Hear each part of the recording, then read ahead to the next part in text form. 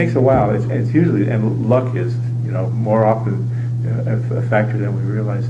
Or not so much luck, but being able to see something that happens and then having the incredible insight. And I can't imagine how smart people would be to just get these insights and say, hey, wait a second, this mold just screwed up these bacteria. That might be useful for this kid, And how people get those insights, I don't know. But I guess it's part of science.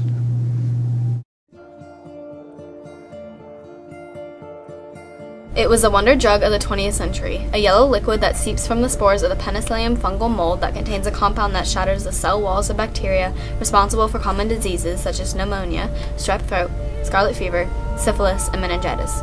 With steep reductions in mortality rates and mass improvements in the quality of life, penicillin is one of mankind's greatest discoveries and one of the most important turning points in history. Penicillin's ability to cure people of many once fatal bacterial infections has saved so many lives that it is easy to understand why it was once called a miracle drug. 1929, a time when death could occur in what would seem, today, to be very trivial injuries and diseases. In the years leading up to the discovery and clinical use of penicillin, medical science had been successful in identifying and generally classifying most of the major contagious diseases. Although researchers and doctors knew the names and effects of most of these diseases, a practicing physician was powerless to fight deep-rooted infections. Only the immune system stood between humans and thousands of disease-causing bacteria. Well, you didn't have adequate antibiotics, and so you had nothing to offer them, or what you did offer them was not effective. So essentially, in the really serious infections, they would die. Many of the infections, the patient's body, their immune system would be able to fight, and they could survive it, but they weren't better off. For instance, if you had an infected skin or something, they might lose a hunk of their skin, or could even lose extremities. So one of the treatments for war wounds was to cut up further.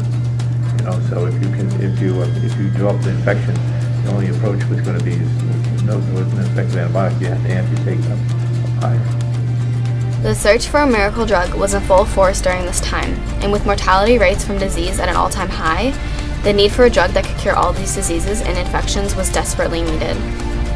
Alexander Fleming, a Scottish biologist working in England, played an important role in discovering penicillin. Fleming's interest in searching for antibacterial agents came from his experience in the First World War, where he witnessed the deaths of many soldiers that died not from the wounds that were received during combat, but from the infections that came with them. In 1929, Fleming was researching the properties of a group of bacteria known as Staphylococci at the St. Mary's Hospital in London, and became another in the long history of scientists to benefit from a seemingly accidental observation. After returning from a month-long vacation, Fleming observed that one of the culture plates had been contaminated with a fungus, and he noticed an unusual inhibition zone around it where the staphylococci had practically disappeared.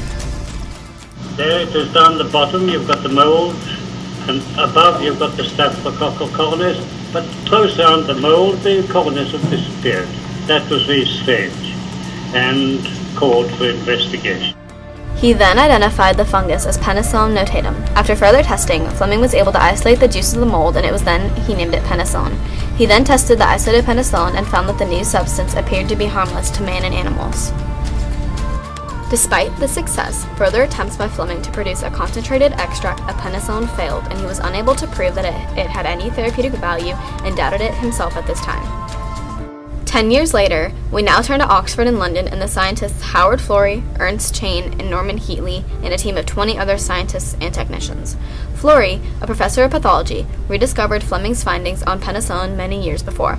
They were interested in the fact that staphylococci, while resistant to sulfonamides and lysosome, were apparently sensitive to the penicillin mold. It is here when the scientists made the connection that this mold could be a miracle cure to the infections that had plagued humans for hundreds of years. With the successful testing of penicillin, the age of the use of naturally occurring substances for treatment of infectious disease was born. As the destruction of the war grew, so did the interest in penicillin. The scientists knew they were in a race against death because an infection was as likely to kill a wounded soldier as his wound. The background of the war in 1939 was a crucial spur to research on antimicrobial agents. Delayed infection was killing more men than the immediate organ damage caused by shell and bullet wounds. The outbreak of World War II changed everything as it raged through Europe, Asia, Africa. Soldiers and civilians died from staphylococcal, streptococcal, and pneumococcal infections. lived 10 days, the other one lived indefinitely. What this experiment showed was that there was an antibiotic that was so different than had ever been seen, so much more powerful, that really they had seen the world change. And at this very time, the kind of irony of this is that just as this experiment is going on, the evacuation from Dunkirk is beginning. And it's very clear that there may be an invasion by the Nazis at any time. So under the shadow of this war and this awful event, the world really had changed in the middle of the night at Oxford, and there were 3 people who knew about it. Penicillin was badly needed, but the bombing raids over Britain made its industries and laboratories vulnerable to German bombs. All of England's resources and efforts had to be placed into the war effort. Florey's team would be unable to utilize any factory resources in England to experiment further with producing penicillin in adequate amounts to be useful in large-scale usage. You could get more gold out of ordinary seawater than penicillin out of the mold. The American government then agreed to fly over Florey's team and take on this project. The elevation of penicillin to its legendary status as a world-changing antibiotic would require the launching and successful execution of one of history's most captivating international scientific adventures, the so-called Penicillin Project. Independent laboratories and hundreds of chemists became involved in this complex task. In 1943, laboratory worker Mary Hunt brought an ordinary supermarket cantaloupe infected with the mold that had a pretty golden look. This penicillin species, Penicillium chrysogenium, grew so well in a tank that it produced approximately 200 more times than Penicillium notatum produced. In the United States, it was discovered that huge, deep fermentation tanks could be used if sterilized air was pumped continually through these tanks. Production increased even more when corn steep liquor, a thick, sticky byproduct of corn processing, was added to the tanks.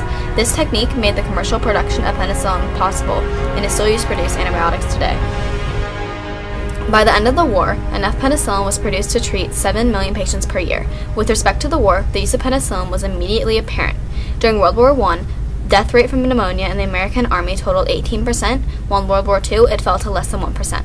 Penicillin's remarkable medical effects on infectious disease made World War II different than any previous war. One illness after another was cured by penicillin, which by this time dubbed a wonder drug. In addition to pneumonia and blood poisoning, the major causes of death in hospitals during the war were strep throat, scarlet fever, syphilis, gonorrhea, meningitis, and many other diseases that can now be treated with penicillin. At the time, this discovery changed life as a whole. Suddenly, there was hope for those who obtained infections. As a postscript, Fleming would unfortunately make a prediction that would come true, that the use of penicillin would in time be of limited value because bacteria would eventually recombine genetically to resist the effects of penicillin. By as early as 1952, as much as 3/5 of all staph infections were penicillin resistant. The discovery of penicillin changed the world of medicine enormously.